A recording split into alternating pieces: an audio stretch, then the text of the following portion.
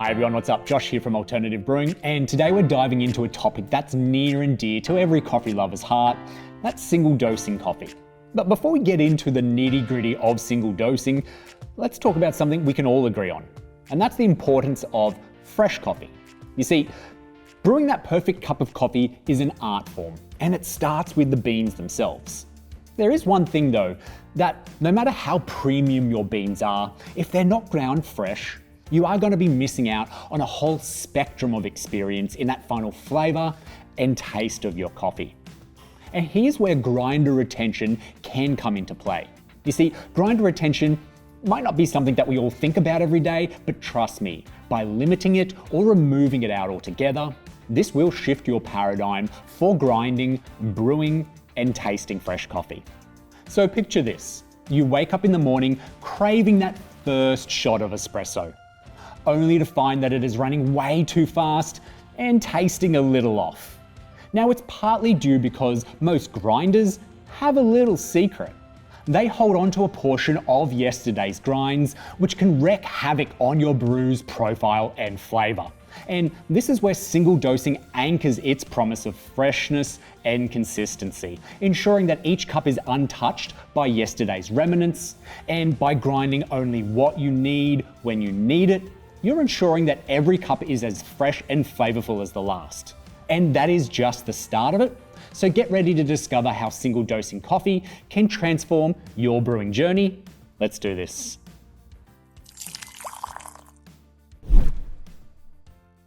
So we've discussed the importance of fresh coffee and the challenges posed by grinder retention.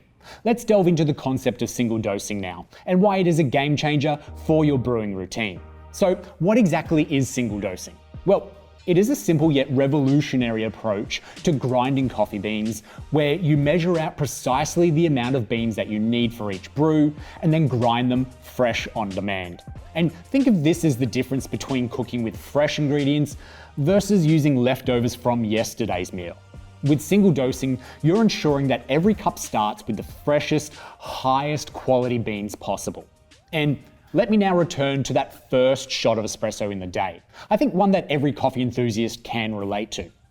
Have you ever noticed that that first shot of espresso does always seem a little off? It's either extracting too fast or unevenly, and then it leaves you with a less than perfect shot.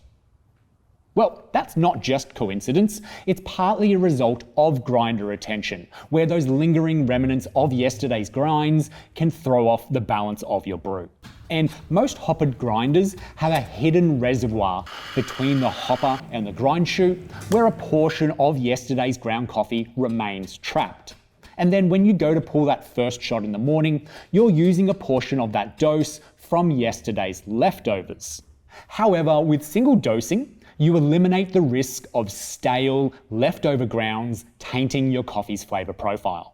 So in essence, single dosing is all about taking control of the brewing process further and ensuring that nothing is lost and the true reflection of the bean's inherent flavors and aromas is represented in the cup. Single dosing is that small change that can make a world of difference in your coffee experience. And it doesn't take all that much time or effort to achieve great benefits. Alright, so we've covered the what. Let's now delve into a little bit more of the why and explore the multitude of benefits that single dosing does bring. First and foremost, freshness. Now, we have spoken about this. You're grinding only the amount of coffee you need, ensuring that every cup starts with the freshest beans possible. But why does freshness matter?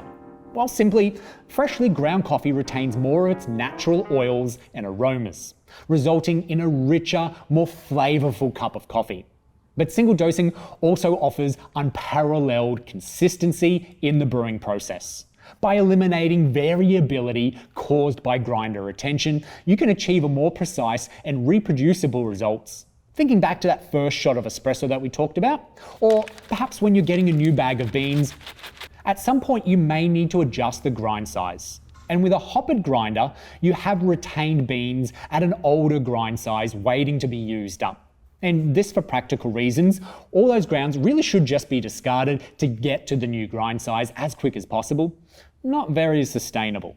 The hopper grinder will at least impact 1 if not 2 or 3 consecutive shots with a previous grind size. Whereas you see immediate results in the following shot when single dosing, as the grounds you are then using make up 100% of the new grind size. And it is this element of not mixing old with new that also opens up opportunities to, say, grind decaf beans as well as regular caffeinated beans through the same grinder. Now, for that instance, I would always grind the decaf beans first, as well as something that I personally do each and every morning, and that is I grind a blended espresso roast for a milk-based latte, and then I grind a lighter single origin bean for a black coffee that I make after that. And both of these often use different grind sizes, yet I don't have any trouble getting the right espresso flow from either.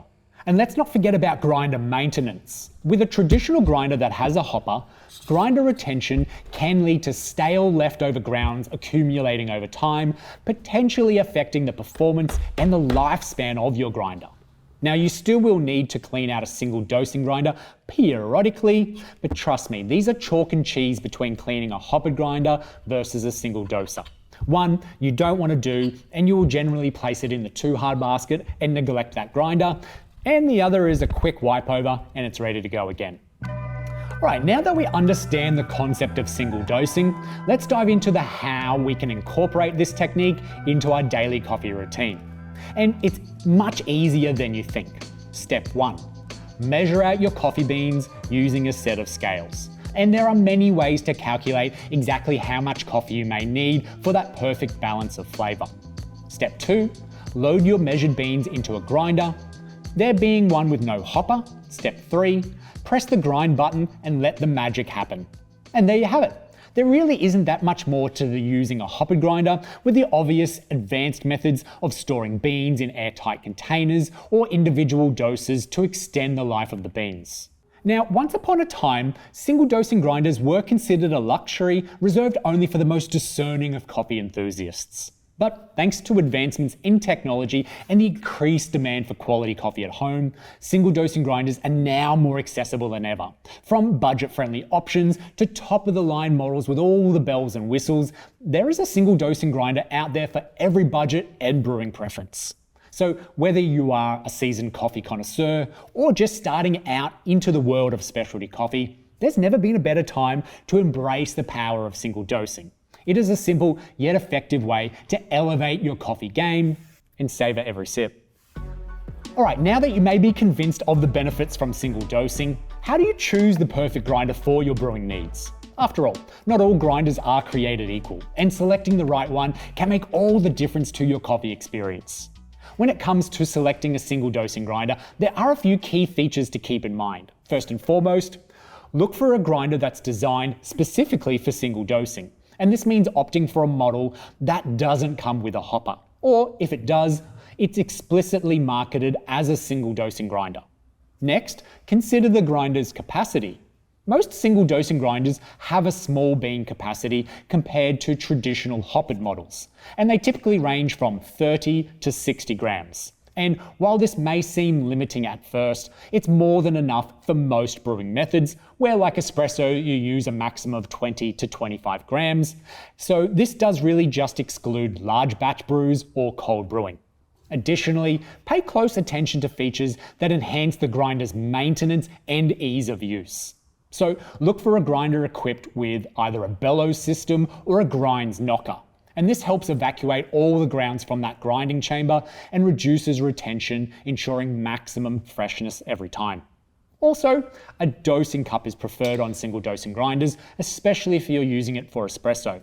And you would prefer a dosing cup that is a good fit to a 58mm portafilter if that's what you're using. And these would be my main considerations. And then you can look at fast, powerful, quiet, clean, and all those other things that you can place on or leave off the table as you desire within a grinder. So circling back to our earlier discussion on the evolution of single dosing grinders, where they have become increasingly accessible across different price ranges, from budget-friendly options like the Fellow Opus and the Baratza Encore ESP for the casual home barista, to the fantastic mid-range Varia VS3 grinder or the DF64, and upwards to the Eureka single dosing grinder, or higher end models like the Niche Zero or the Optiono Lagom P64. There is a single dosing grinder out there to suit every budget and brewing preference. And if you'd like to check out any of the videos from those grinders I've just mentioned, I have done a review on pretty much all of them and more. You can find that in the top corner of your screen, I think it's that side, in the description down below. And there you have it, folks, a comprehensive look at the world of single dosing, from the importance of freshness and consistency, to the impact of grinder retention and the evolution of single dosing grinders. I think we've covered it all, haven't we? Now it's your turn to take action. I encourage each and every one of you to give single dosing a try. And don't forget to subscribe to our channel for more coffee-related content and tips. Also, we love hearing from our viewers, so be sure to share your experiences with single dosing in the comments section down below. Thank you so much for watching to the end of this video, and we'll see you in the next one.